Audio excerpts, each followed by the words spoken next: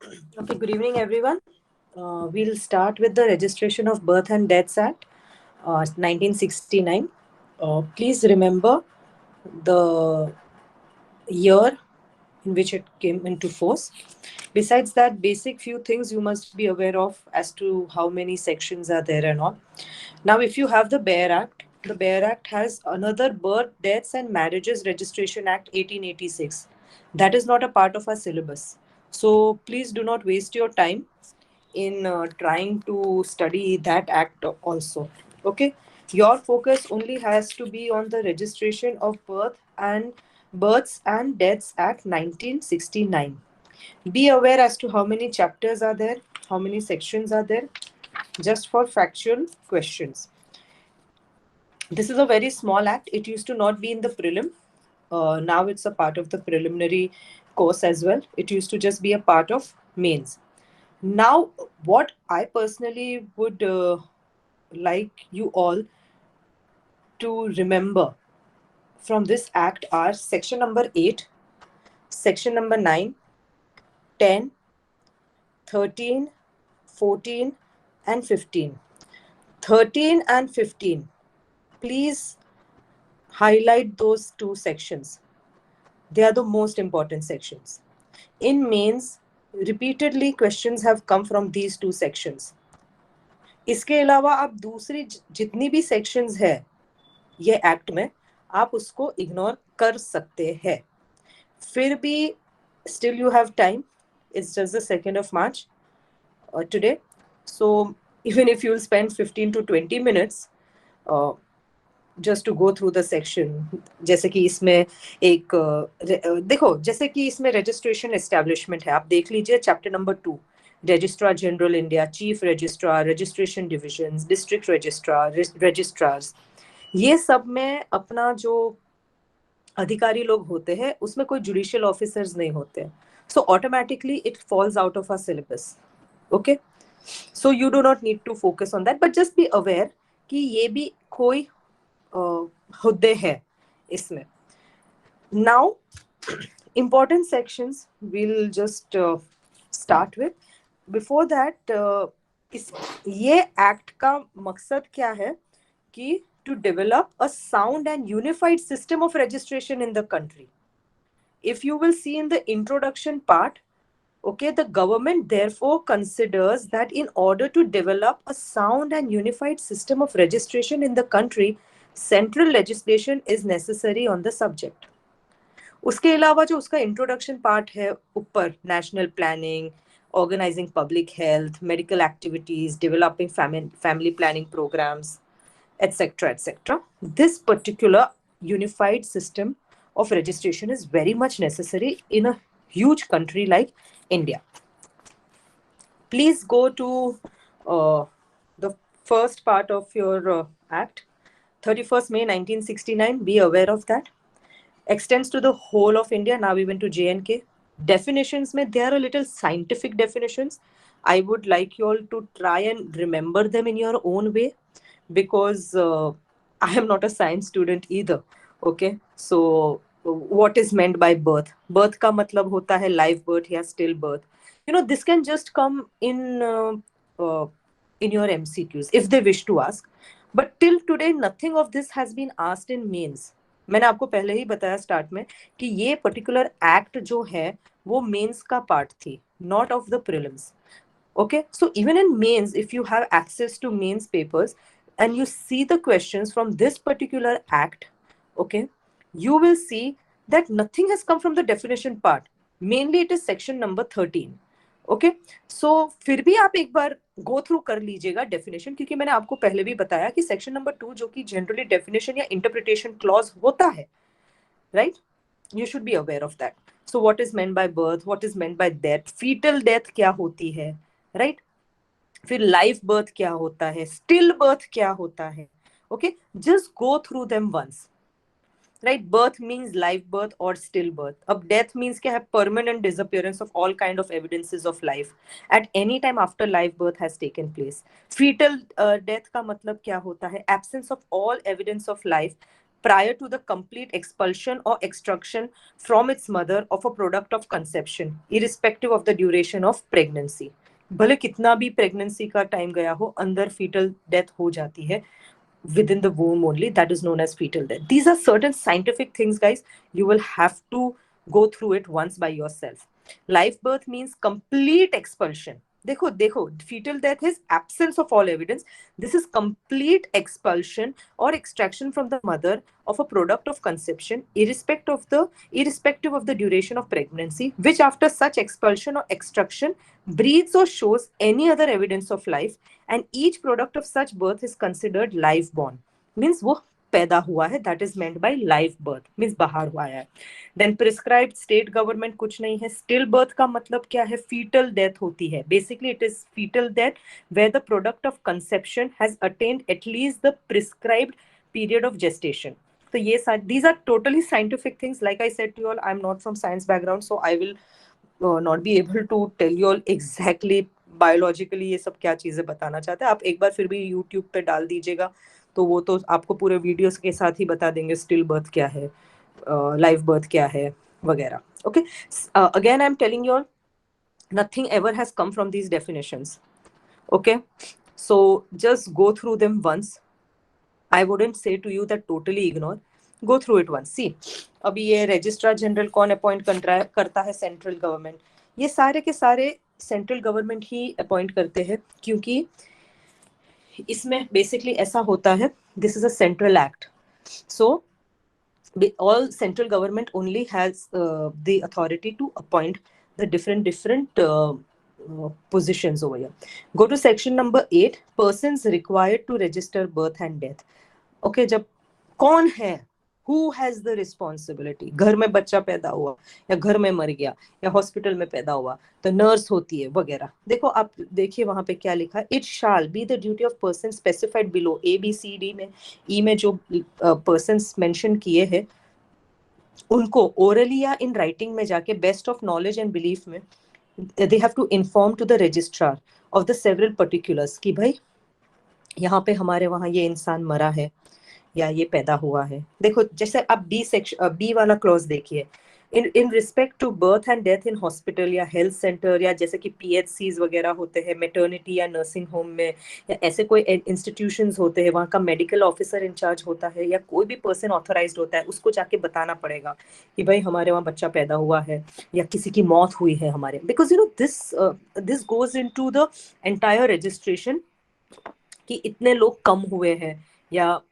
पैदा हुए हैं, हमारे को सब पता होना चाहिए. जेल में हुआ तो जेलर इंचार्ज होगा, फिर कोई dharamshala, boarding house, lodging house, hostel, hotel, choultry, chatram, ये सब चीजें, हॉटॉडीज जहाँ पे ऐसा सब होता है, वहाँ का जो पर्सन इंचार्ज, मैनेजर वगैरह होता है, ये सबको बताना जरूरी है. Just go through it once. इसमें घर में हुआ होगा तो obviously oldest member, male member वगैरह वो बताएंगे, राइट.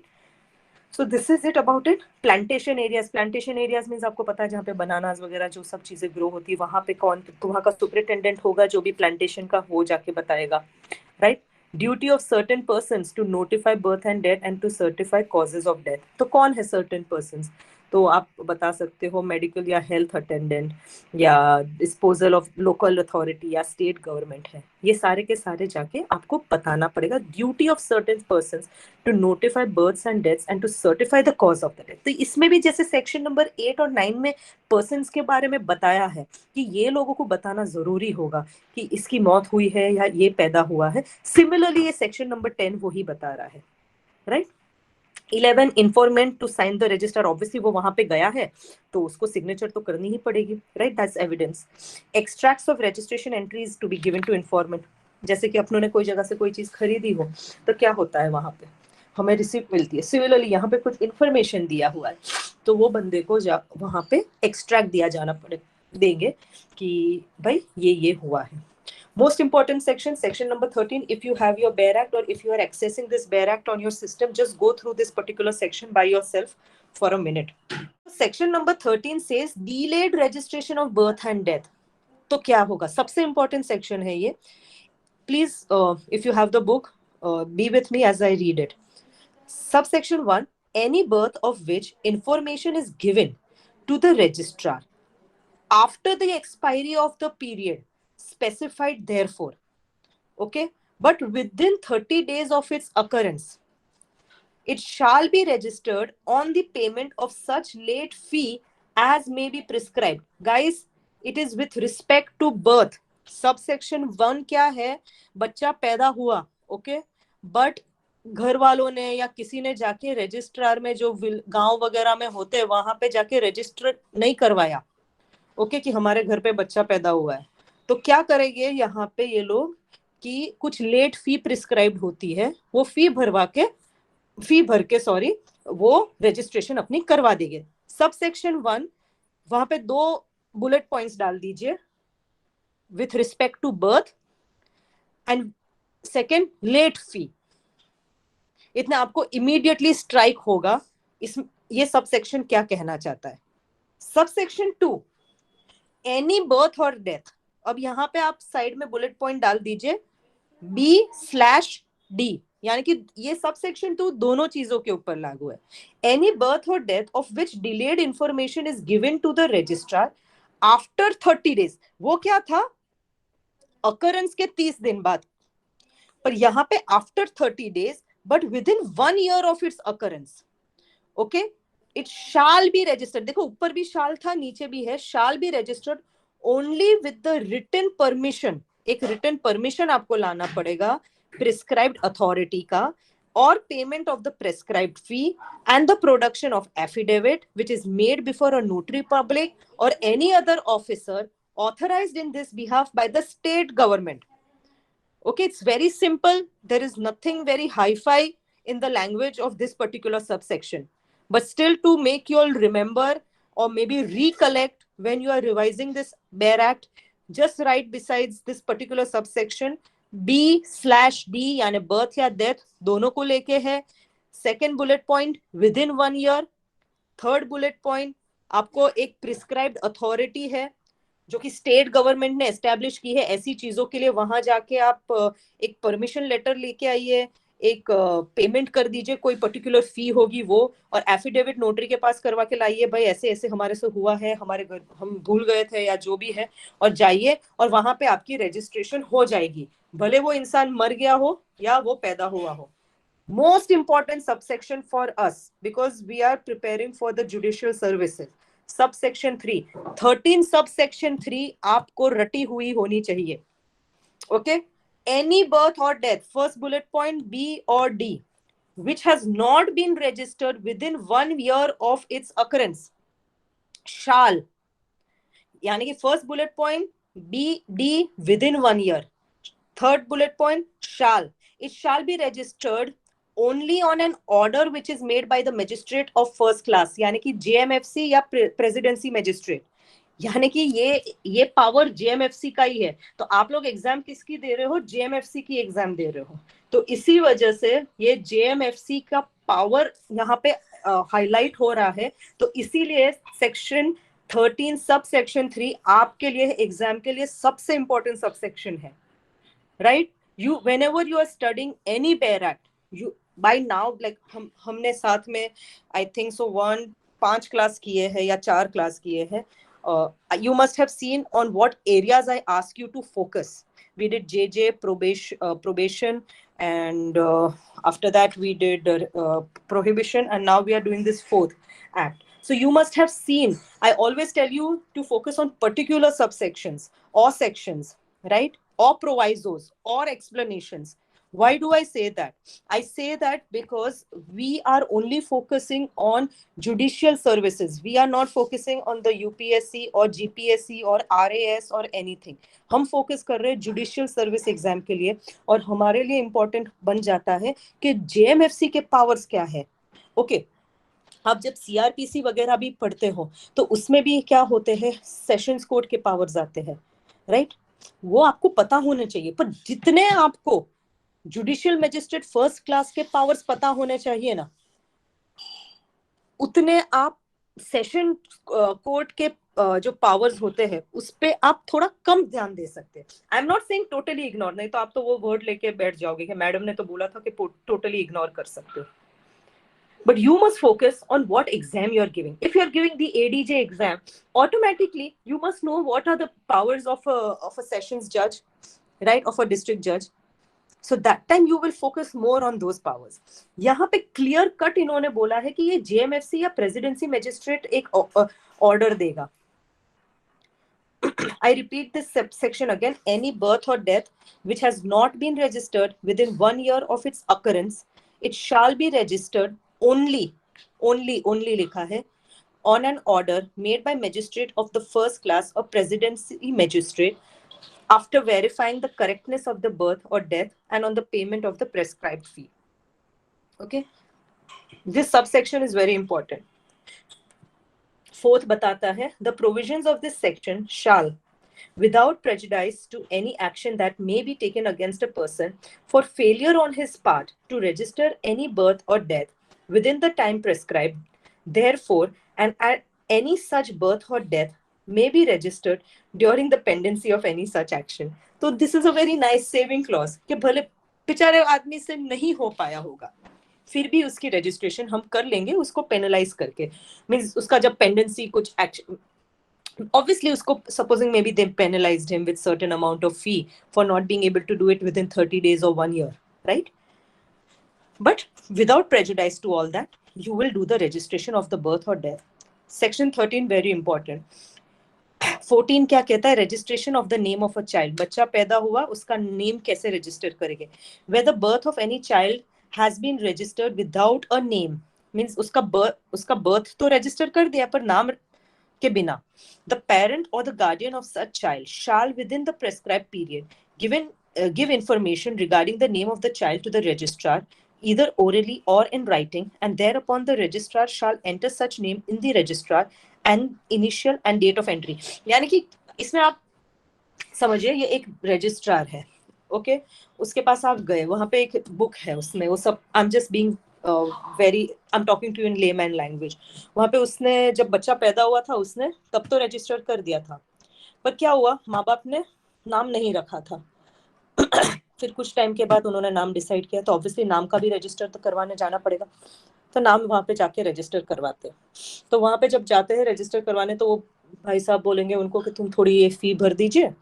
ओके, वो फी भरेगा और वहां पे sign in, what does this mean, and the initial and date of entry, वहां साइड पे अपना एक सिग्नेचर वो करते हैं ना हम लोग, कुछ अगर करेक्शन करवाते हैं तब वैसा सिग्नेचर करवा के वहां पे वो करेक्शन कर देगा.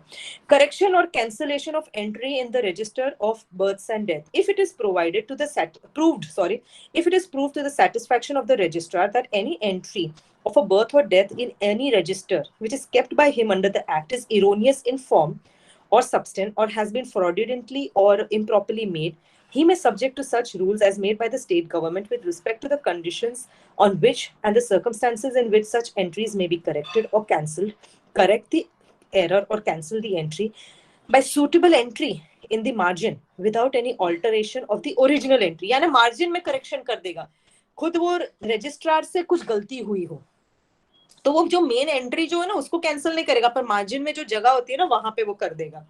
And shall sign in the marginal entry and add thereto the date जिस दिन करेक्शन या कैंसिलेशन हुई थी. दिस इज वेरी बेसिक, ये तो आप भी लॉजिक लगा सकते हो, कहना क्या चाहता है कि रजिस्ट्रार ने कुछ गलती कर दी थी ये सब चीजों में, तो वो फिर करेक्ट कर सकता है. Registrars to keep register in the prescribe form, जिस तरीके से बोला गया है उसी तरीके से आप अपनी अपने रजिस्टर्स को आप मेंटेन करोगे. Search of birth and death register, अगर कोई चाहता है, राइट, या कोई एक्सट्रैक्ट पाना चाहता है, राइट, तो आप कुछ फीस, कोई प्रिस्क्राइब फीस या पोस्टल चार्जेस भर के आप उसको प्राप्त कर सकते हो. Inspection of the registration office, तो the registration officers shall be inspected and registers kept therein shall be examined by the authority. Registrars to send periodical returns to the chief registrar for compilation, जो भी periodical returns आए हैं वगैरह with respect to the entry of birth and death in the register, वो फिर वो भेजेंगे chief registrar को, right. This is it guys. Compoundability है, देखो सेक्शन 24 बताता है कि subject to such conditions as may be prescribed any officer authorized by the chief registrar, right. तो इसमें offense compound हो सकते हैं, ये वही बता रहा है. there's nothing more in this act. Protection of action taken in good faith, no prosecution, no suit will lie against these officers, क्योंकि ये लोग सब गुड फेथ में सारी एक्टिविटीज करते हैं, ये सारे के सारे पब्लिक सर्वेंट्स है, वो बताया गया है इसमें, right. Power to make rules कौन बनाएगा, सारे के सारे स्टेट गवर्नमेंट में, और जो भी रूल्स में चेंजेस या नए रूल्स वगैरह लाएंगे वो लोग ऑफिशियल गैजेट में उसको पब्लिश करेंगे, राइट, मींस नोटिफाई करेंगे। सो this is it with respect to particular act, the Registration of Birth and Deaths Act 1969. Like I had promised you, this it just takes 20 minutes, and once you will become pro at it, you will just take 5 minutes or maybe 2 minutes to just see this act, okay? So you don't need to really break your head on it, because this is not IPC or Specific Relief Act or Transfer of Property Act. This is just a normal act, okay? I just repeat for students who may have joined late or who were sleeping when I was maybe talking. तो आपके लिए सबसे important sections इसमें है section number 13 और section number 15, लेकिन सबसे सबसे सबसे ज्यादा इम्पोर्टेंट है सेक्शन 13 सब सेक्शन 3, ओके? उसके अलावा आप और कौन से सेक्शंस पे फोकस कर सकते हो, 8, 9, 10 and 14। That's it with respect to particular act, okay? जैसे मैंने आपको बताया था कि I will just quickly go through the other acts which we have completed also. Probation of Offenders Act में मैंने आपको बताए थे, if you all were not there, कौन से सेक्शंस इंपॉर्टेंट है। सेक्शन नंबर 3 and 4, 3 बोलता है वार्निंग देके उसको छोड़ेंगे, ओके, और जो 4 बोलता है एक बॉन्ड भरवा के छोड़ेंगे on probation of good conduct, right. और 5 का भी आपको बताया था मैंने, 4, 3, 4, 5, 6 इंपॉर्टेंट। और बॉन्ड्स जब सेक्शन नंबर 4 के मुताबिक जब आपका बॉन्ड आपसे भरवाया जाता है उसमें वेरिएशंस लाए जा सकते हैं, that is what section 8 and 9 are talking. And 13 and 14 most important section, because they talk about who is a probation officer, what are his duties, what are his powers, what are his functions. और मैंने आपको ये भी बताया था, जैसे कि देखो आप एक चीज कॉमन देखिए, registration of birth and death में और प्रोबेशन में, दोनों जो ऑफिसर्स इसमें अपॉइंट होते हैं they are deemed to be public servants. J act में मैंने आपको बताया था कि सबसे इंपॉर्टेंट आपके लिए उसके डेफिनेशन है, डेफिनेशंस में आपको मैंने पर्टिकुलर डेफिनेशंस मार्क करवाए थे, जैसे कि हीनियस क्राइम, पेटी क्राइम, सीरियस क्राइम, जुवेनाइल और चाइल्ड के बीच का difference, right, in the best interest, then child in conflict with law and child in need of care and protection, उसके differences बताए थे, वो important है। General principles which are to be followed in administration of the act 16 है, जो कि आपको पता होने चाहिए। And JJB section number 4, 7, 8 have to be read together. I call it an important section, most important section in fact for prelim and mains, because इसमें आपका composition, eligibility, disqualification और कौन इसको head करता है and सब कुछ इसमें बताया गया है। And basically what we said, JJB is for children in conflict with law, and child welfare committee जो होती है, that is with respect to child in need of care and protection, right? So this is it about this particular thing. I even told you all can go through observation home, special home, place of safety, children's home, fit facility and fit person. उसके बीच के minute differences है, क्योंकि कोई जगह पे सिर्फ child in need of care and protection जाता है और कोई जगह पे सिर्फ child in conflict with law जाते हैं, राइट। ये कारा सारा जो मैंने आपको बोला था 67, 68, just be aware of the section, क्योंकि इनसे रिलेटेड ऑलरेडी स्पेशल एक्ट्स है जो कि अपने सिलेबस का पार्ट नहीं, right. And be aware of on what section is appeals and revision as per the JJ act. Important, presumption and determination of age section number 94, बच्चा लाया गया court के सामने, कोर्ट कैसे प्रिज्यूम करेगी, कैसे डिटरमाइन करेगी, मैट्रिकुलेशन सर्टिफिकेट या ऑसिफिकेशन टेस्ट। सबसे पहले तो अपना जुडिशियल माइंड जो होता है, अपीयरेंस के थ्रू जुडिशियल ऑफिसर डिटरमाइन करेगा कि भाई ये बच्चे की एज इतनी हो सकती है। लेकिन अगर नहीं पता चलता है तो वो उस कौन से और तरीके अपना सकता है, राइट। तो एक तो बर्थ सर्टिफिकेट, नहीं तो मैट्रिकुलेशन सर्टिफिकेट, नहीं तो ossification test. Ossification test is a bone test, okay, जिससे हड्डियों के टेस्ट के थ्रू आपको पता चलता है। So that is about JJ act. And last is the prohibition act. उसमें भी मैंने आपको बताया था कि सबसे इंपॉर्टेंट सेक्शन है section number 2 and chapter number 7, right. Chapter number 7 में भी मैंने आपको बोला था 65, 65 AA, 65A सबसे इंपॉर्टेंट सेक्शंस, और उसके अलावा 81 से लेके 104 तक, राइट। आपको ये 81 से लेके 104 एंड 65, 65 AA एंड 65A, ये आपको इतनी सेक्शंस तो पक्की आनी चाहिए। दूसरी सारी जैसे कि penalty for illegal cultivation and collection of hemp या ओपियम या डीनेचर्ड स्पिरिट या डीनेचर्ड स्पिरिचुअस प्रेपरेशन या रिगार्डिंग प्रेस्क्रिप्शंस या regarding opening of a common drinking house, mahua flowers या मोलासेस वगैरह, ये सब चीजों को आप लोग सिर्फ ऊपर ऊपर से देख सकते हो। But 65, 65 AA and 65, 65 AA and 65A and 81 to 104, they should be like on your fingertips. You should be aware of those sections. It's not necessary that they will ask you the number of imprisonment, number of years of imprisonment or the amount of fine, but what they may basically ask you is procedure of confiscation कौन से section में mentioned है, right. ऐसी तरीके से वो लोग आपको पूछ सकते हैं, और जो कि आया भी हुआ है एग्जाम में ऑलरेडी। ओके, सो मैंने आपको लास्ट टाइम बताया भी था कि किस तरीके से आप इसको याद करेंगे। जैसे कि आप कोई पेपर लीजिए और उसके ऊपर आप एक जगह पे कॉन्फिस्केशन रिलेटेड के सारे सेक्शंस एक साथ कर दीजिए, कोई जगह पे सारे क्या नाम है प्रोहिबिशन ऑफिसर्स या पुलिस ऑफिसर्स ने उनकी अपनी ब्रीच ऑफ ड्यूटी करी है, तो उससे रिलेटेड सेक्शंस कौन से हैं, 94A, 95, 96 एंड 97, राइट। तो इस तरीके से आप करोगे तो आपको ऑटोमेटिकली सारी की सारी सेक्शंस, भले ये एक्ट बड़ी दिखती है पर इतनी बड़ी नहीं है, you have to find your own permutations and combinations in order to remember these sections। और फिर मैंने आपको ये भी बोला था कि again you must know कौन से सेक्शन में बेल का प्रोविजन दिया है या कौन से सेक्शन में अपील या रिवीजन के बारे में बताया गया है, राइट। और एक और चीज बताई थी 146 एंड 146A की बार ऑफ प्रोसीडिंग्स, बिकॉज ऑब्वियसली जो सारे ऑफिसर्स है, प्रोहिबिशन ऑफिसर्स या पुलिस ऑफिसर्स, उन्होंने सारी की सारी जो कार्यवाही की है वो सारी की सारी इन गुड फेथ की थी, तो ऑब्वियसली नो प्रोसिक्यूशन और सूट में lie against them, and limitation of prosecution और सूट ऑल्सो कितना है, 4 months। सो डेफिनेशन तो आपको पता ही होना चाहिए बेसिकली, कि मैंने आपको डेफिनेशंस में बताया था लट्ठा का मतलब क्या है, फिर इंटॉक्सिकेटिंग ड्रग्स कौन से है, फिर डीनेचर्ड, ऐसी सारे डेफिनेशंस आप एक बार गो थ्रू कर सकते हो। So this is it about this 4 acts, they are very small act. जैसे मैंने आपको हाफ एन आवर में इसका क्रक्स बताया है, आपके पास एक तरीके से देखा जाए तो बहुत टाइम है, एक तरीके से देखा जाए तो टाइम कम है, right. So if you are under the impression कि मैं तो अभी आज मैम ने ये बताई है चारों एक्ट्स, मैं एक हफ्ते के बाद इसको खोल के वापस रिवाइज करूंगी या करूंगा, वो पॉसिबल होगा ही नहीं। You will not be able to recollect anything. We did it last week, right. I again repeated everything today, and they are very simple language acts, all of them, all 4 of them। so what I expect from each of you is आप आज के आज इसको revise कर लेना।